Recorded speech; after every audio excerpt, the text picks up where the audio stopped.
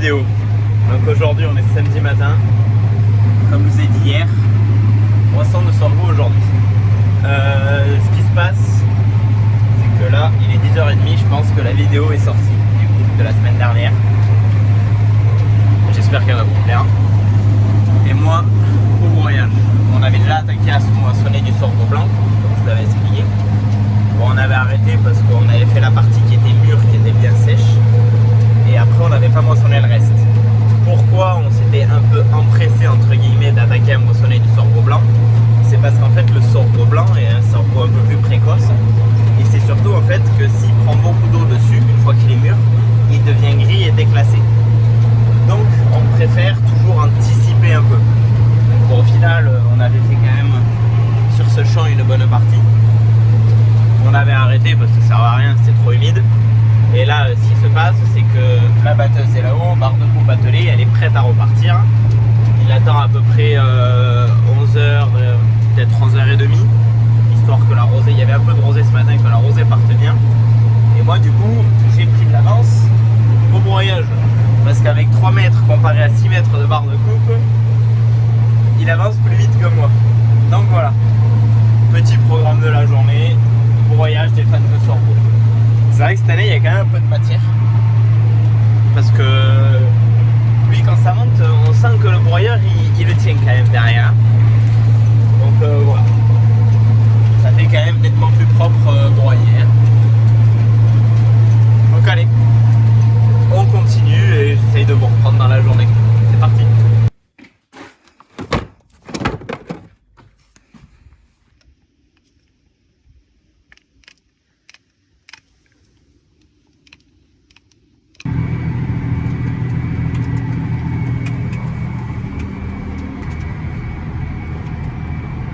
Et ouais les agris, nouvelle semaine, nouvelle vidéo. Donc aujourd'hui on est lundi, on n'est plus lundi matin, on est lundi soir. Fin de journée en tout cas. Mission ce matin, on a fini de raccrocher cette ligne de semis qu'on avait pas raccroché à l'arrière rotative. Donc ça on l'a fait à deux, c'était plus facile ce matin. Parce que tout seul c'est bien la galère quand même. Mission de l'après-midi, on est dans les pailles de sorgho. Et je suis en train de faire le cover crop. Donc pourquoi on déchaume au cover crop et pourquoi on ne déchaume pas avec l'agricem, le disco mulch? En fait c'est surtout parce que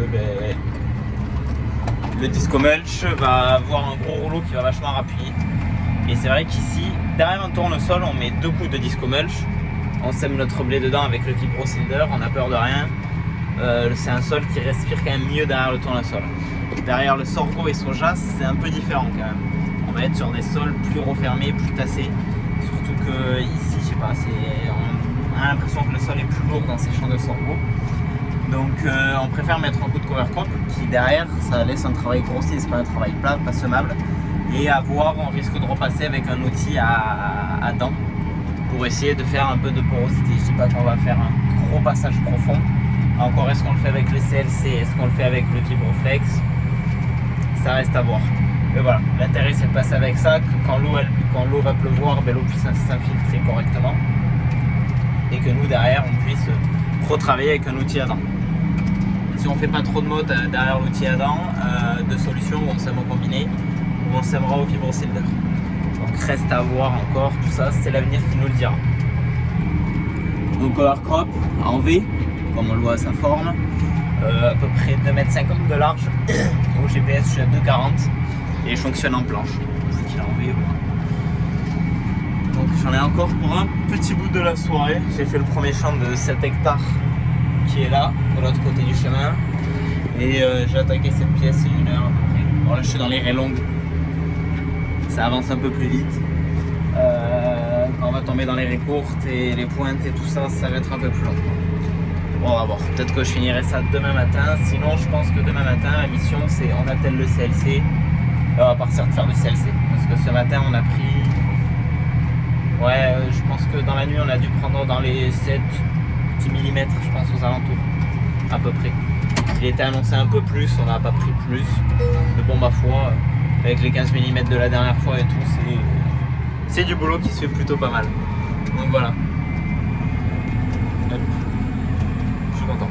Bon allez, Donc je vous reprends ou ce soir ou juste peut-être demain matin. Allez, bonne soirée.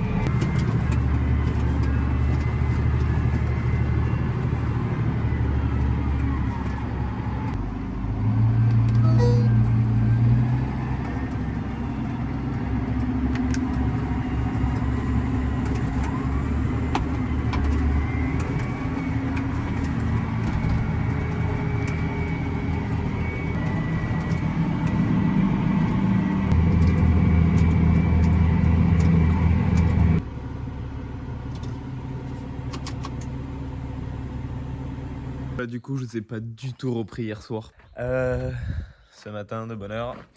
De bonne heure, il est 8h. J'ai fini ce que j'avais à faire au cover crop. Donc, je voulais vous montrer un truc hier. Bon, vu que j'étais en tracteur, je ne voulais pas montrer. C'est notre type d'attelage. Donc, à l'avant, on a notre masse. Donc, devant, on a 1400 kg. Bon, elle est posée la masse, on la voit. J'ai 1400 kg à l'avant. J'ai à l'arrière mes masses de roues, donc 4, donc 2 de chaque côté de 80 je crois. On a 320 kg, plus à peu près cette masse qui doit faire dans les 250 kg.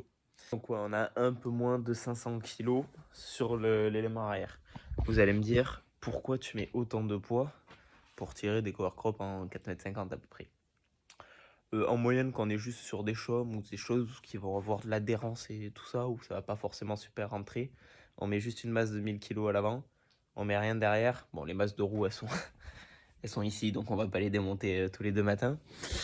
Mais du coup, on fait juste comme ça. Mais bon, là, comme je vous ai expliqué, on était sur des pailles de sorgho. Du coup, quand même beaucoup de matière. C'est vrai que cette année, il y avait beaucoup de matière par terre, donc une bonne couche. C'est-à-dire que le tracteur a moins d'adhérence parce que du coup, il est sur les pailles. Du coup, c'est-à-dire que si derrière l'outil rentre un peu, force un peu, ben, le tracteur aura envie de patiner. Donc, pour éviter le patinage, donc surconsommation et l'usure des pneus et tout le reste, on préfère rajouter un peu de poids. Donc, en vrai, c'est pas énorme. 150 kg en plus, ça passe au-dessus de ma barre oscillante, mais flexible. Pose sur la masse, il n'y a rien qui s'abîme, c'est parfait. Donc ce matin, on va poser ça, poser la masse, on va se rateler le CLC et je pense que là on va partir au moins pour 1 ou 2 jours de CLC à fond. Donc voilà, ce matin, ciel bien gris. Je crois pas qu'il ait plu ou s'il a plu, ils ont mis vraiment 3 gouttes tenues, mais pour moi il a pas plu. Donc allez, on va continuer aux préparations de terre. C'est parti.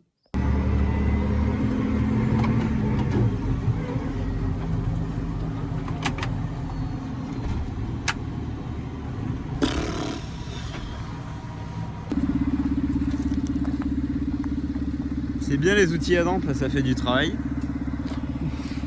Mais par contre, il y a un peu d'herbe ici et c'est vrai que ça tendance à bourrer au CLC. Du coup, je préfère descendre avant que ça soit des gros tapis et je me le débourre comme ça.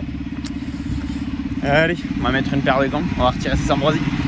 Et voilà, CLC plié. Bon, j'ai fini pour ces 2 pièces qui font une qui fait 7 hectares et quelques et l'autre qui fait 1,5 à peu près, donc on les compte ensemble à chaque fois. Donc ces 2 champs CLC finis. J'ai 3 petits champs en dessous qui font entre 1 et aux alentours un peu plus d'1 hectare. Je vais pas y rentrer dedans là parce que en fait, après avoir déchaummé cet été, il y a beaucoup d'herbe, donc beaucoup de végétation. Si je vais là-dedans, on va faire des paquets en permanence. Ça va mal se décomposer pendant l'hiver, ça va nous embêter. Du coup, je vais attaquer ailleurs. Et là, plutôt, ce qui sera fait, c'est qu'on va mettre un coup de disco mulch ou un coup de cover crop, encore à voir entre ce qu'on fera, pour essayer de un peu détruire, un peu hacher cette végétation avant d'y repartir avec cet outil. Voilà. Bon, donc moi je pense que je vous dis à demain, je ne vais pas vous reprendre là. Et je vous dis à demain, pourquoi on va revenir ici? Bon, je pense demain ou après-demain. Dans ces 2 jours-là, on va revenir sur ces terres qu'on a préparées à la terre pour les cultures de printemps, mais faire quelque chose avant. Allez, à demain.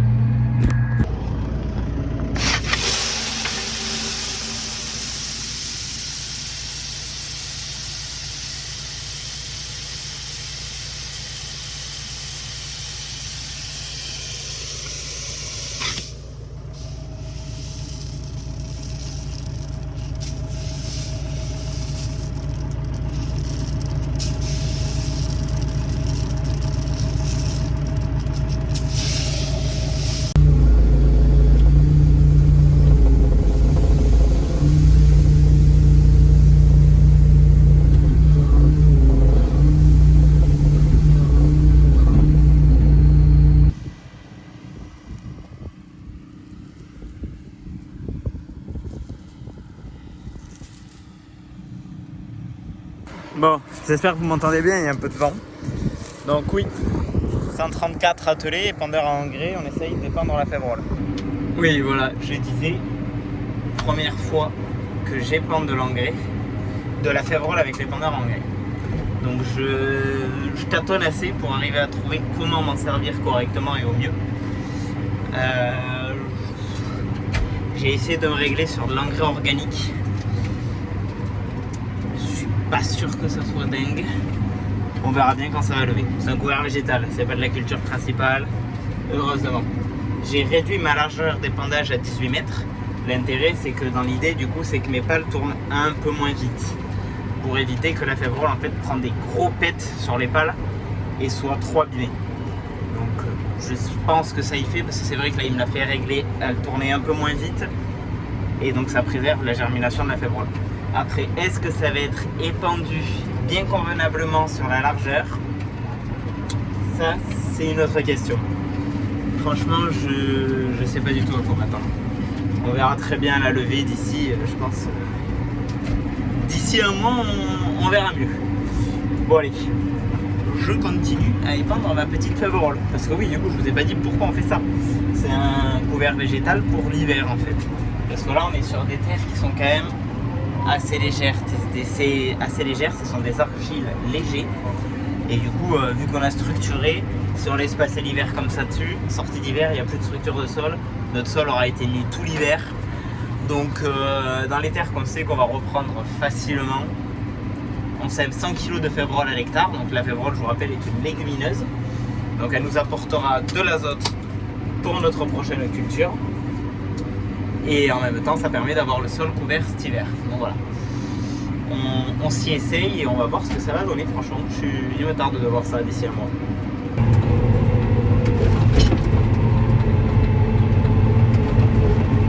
Bon allez, ce matin au programme, je redétale lui parce que du coup toutes les févroles ont été enfouies au Vibroflex hier, comme on l'a vu ensemble.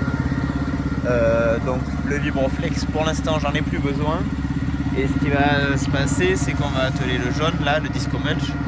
Il y a 2 pièces à lui changer dessus. Et on va aller essayer de mulcher des trucs que j'ai pas pu passer au CLC parce qu'il y avait trop de matière dedans et ça allait mourir.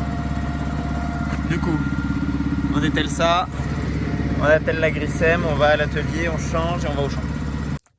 La grissème devant l'atelier déplié. Et c'est ça que j'ai cassé. Bon, pas en même temps. Mais petite palette, on a les neuves là. On va prendre la clé. En fait, ce qui s'est passé, c'est que l'été dernier, il faisait très sec. On n'en a pas cassé une seule. Et cette année, j'en ai fait 2. Un coup avec une grosse pierre qui s'est bloquée dedans, qui me l'a tiré. Et un second coup, ça a bourré devant, voilà. Mais franchement, tout l'été dernier, c'était hyper sec. On n'en a pas fait une seule. Et cette année, j'en ai fait 2. Bien joué. Bon allez, c'est un peu lourd. Donc on se démonte ça, on se les remonte et c'est parti. Bon allez, je descends parce que je viens de faire un aller-retour 2 et vraiment le Disco Mulch, je trouve que c'est un super outil. Je vous montre pourquoi. Donc pour vous rappeler, c'est les champs qui avaient été déchaumés cet été. Je pense que c'était dans la première vidéo de déchaumage moisson. Je pense que ça fait partie des premiers champs qui avaient été déchaumés. Ici on est sur un précédent orge du coup. Donc on voit beaucoup de ces terres verticillées. Il me semble que c'est le nom là, cette plante qui a les petites graines qui accrochent. Et de la lampourde. Donc on voulait faire le CLC avec les pattes d'eau et tout. Mais bon, quand j'ai vu la hauteur de végétation, j'ai dit tout de suite, bop, j'y mets même pas l'outil dedans. Trop dangereux. Donc je vous montre le travail.